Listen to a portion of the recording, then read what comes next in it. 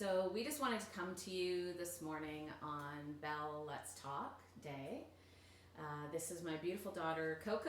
Hi! And this day is really important to us. So we've been talking about we've been talking for years about the importance of this day, but I think today, more than ever, what we recognize is our action really matters through this pandemic, and being able to have the authentic, vulnerable conversations that we need to have. So the thing that we talk about a lot in our house is we've titled this era the coronacoaster. Yeah, era. It has been. Whew. I mean, one day we're crying our eyes out and coming up with these crazy conclusions about life, and the next day we're working out, we're eating good, we're so happy, and it's insane what this pandemic has done. But honestly, it's been good. Like, I say that we've actually had a lot of positive things come out of this, but I mean, I can't say that for everyone, obviously, but ours has been good. I'm grateful. Yeah, and I think that's a bit of a choice too, no matter what we're going through, to be able to just kind of lean in. And there'll be those moments where one of us in the house will say, oh, this is really crappy. And then someone else in that moment can say, okay, but what have we learned, or what have we leaned into, and what can we take away from it? And so that's where we call it the coronacoaster, because it's this back and forth. And when you said, that one day we're doing this, it's like, it could actually be one moment. Yeah.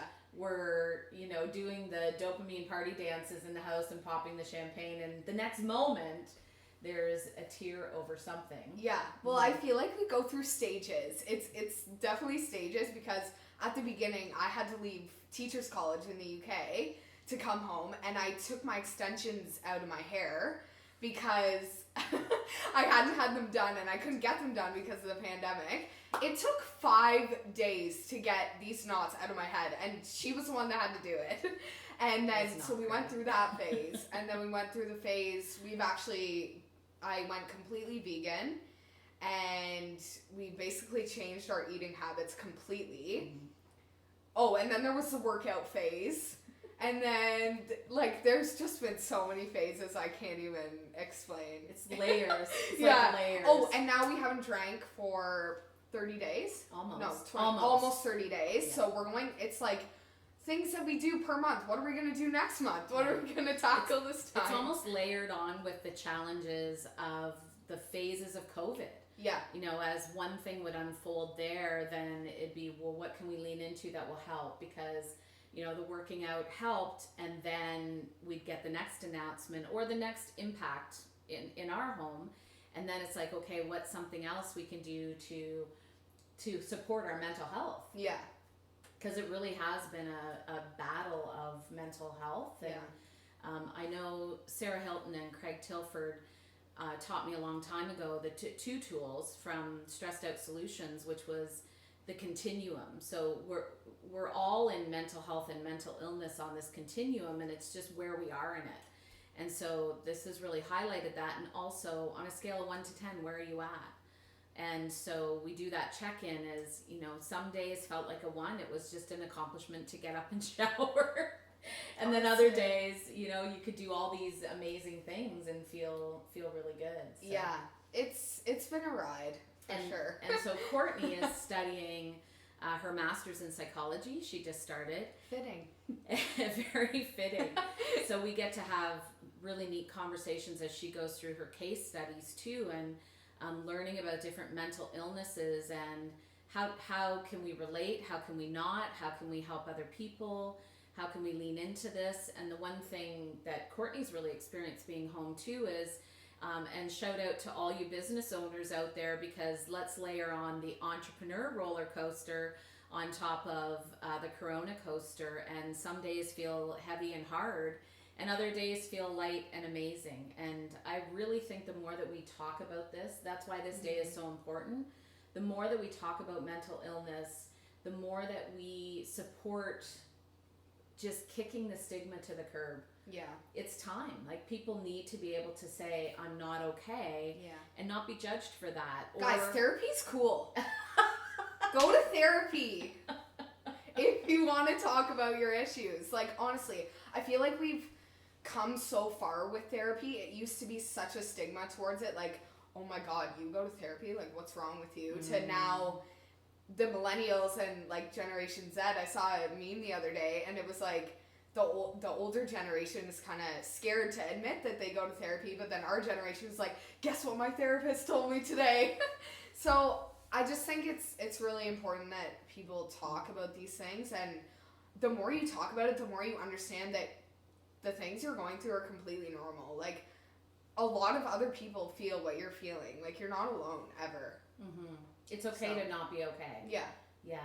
And I think also to know that there's a difference between what we might experience on this mental health continuum and what, severe mental illness might experience too, and that we do have the tools and the support systems. And I don't mean to laugh when she said that. I just have never heard her say that. And I love that. Like, therapy is cool. It's the new black. And it doesn't matter if you're actually going to a therapist, but even like I mean, me and Mom are in therapy sessions every day.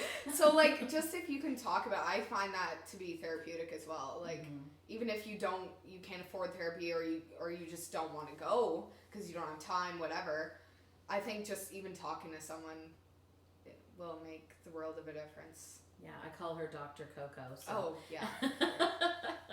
But yeah, I actually lost a friend due to mental illness at the beginning of the pandemic. So it's been a struggle, and the pandemic has been a massive, massive struggle. So I just think today we all need to raise awareness and use your social media platforms today, really.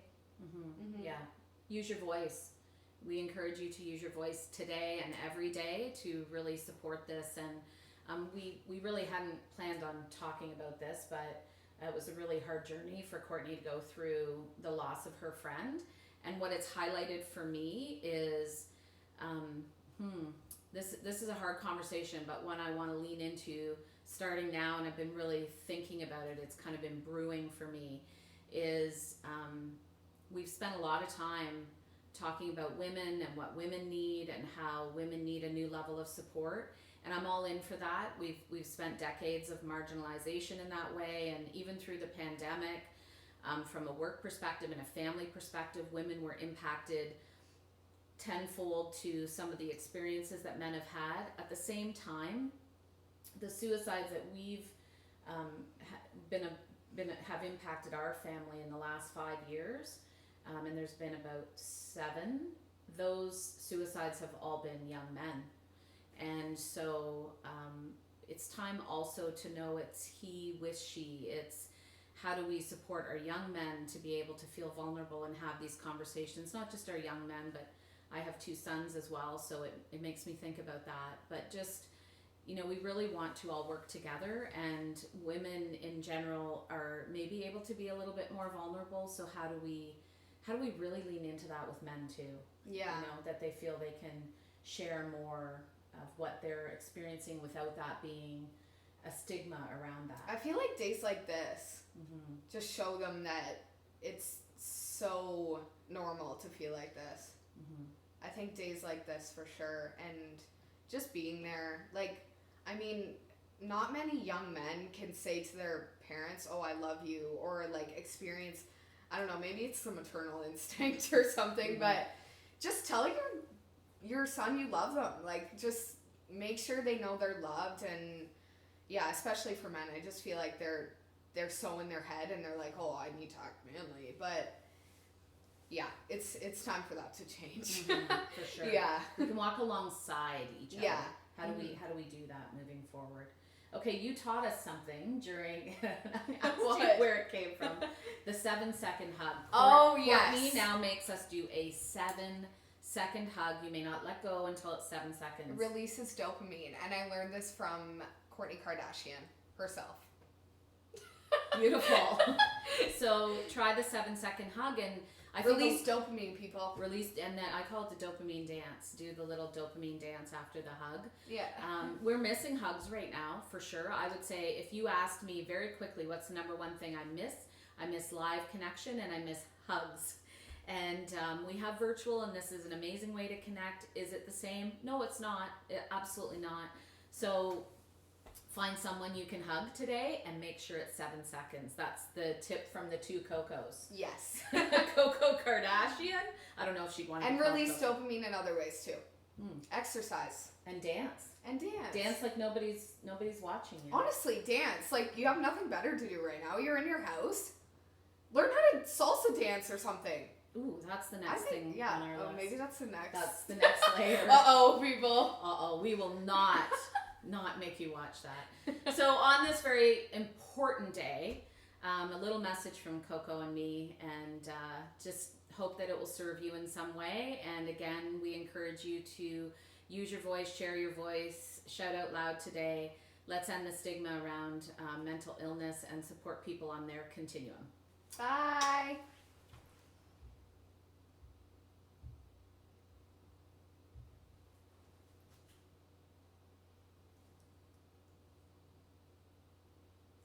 Oh, it posts too.